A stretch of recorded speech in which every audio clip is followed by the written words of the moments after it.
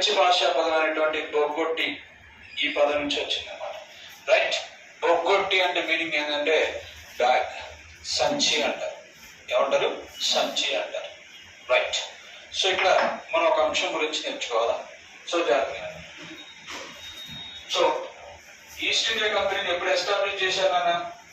1599లో east India company establish చేశారు. Right.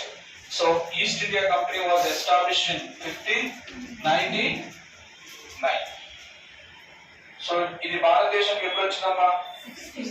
1607 నుంచి 1773 వరకు. సో వీళ్ళు భారతదేశానికి ఎందుకు వచ్చారు? వ్యాపారం కోసం వచ్చారు.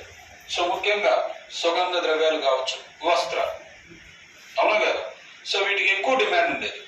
స్పైసెస్ అండ్ వీటికి సంబంధించి క్లాత్స్ కావచ్చు, అంటే మజ్లిన్ కావచ్చు, కలంకారీ కావచ్చు, ఇలా పేర్లు ఉన్నాయి, అవునా కదా. రైట్. అయితే వీళ్ళు వ్యాపారీత్యా భారతదేశానికి వచ్చి అనతి కాలంలో భారతదేశంలో ఉన్నటువంటి ప్రాంతాలు మొత్తాన్ని కూడా ఆక్రమించి భారతదేశం మొత్తాన్ని కూడా 3 ప్రెసిడెన్సీలుగా డివైడ్ చేశారు. ఎన్ని ప్రెసిడెన్సీలు? 3. రైట్. సో ఒకటి మద్రాస్, బాంబే, బెంగాల్.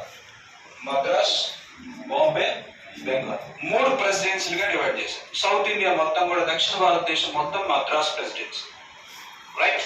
సో ఈశాన్య రాష్ట్రాలు కావచ్చు, వెస్ట్ బెంగాల్ కావచ్చు, అలాగే బీహార్ కావచ్చు, ఇంకా ఒరిస్సాలో కొంత భాగం కావచ్చు, ఇలాంటివన్నీ కూడా బెంగాల్ ప్రెసిడెన్సీలో, అలాగే ఇప్పుడు ఉన్నటువంటి బంగ్లాదేశ్ కావచ్చు. రైట్. సో ఈ బాంబే ప్రెసిడెన్సీ పాకిస్తాన్ కావచ్చు, అలాగే పంజాబ్ కావచ్చు, ఈ ప్రాంతాలు రాజస్థాన్ కావచ్చు, ఈ ప్రాంతాలన్నీ కూడా బాంబే ప్రెసిడెన్సీలో ఉన్నాయి. గుజరాత్ కావచ్చు. రైట్.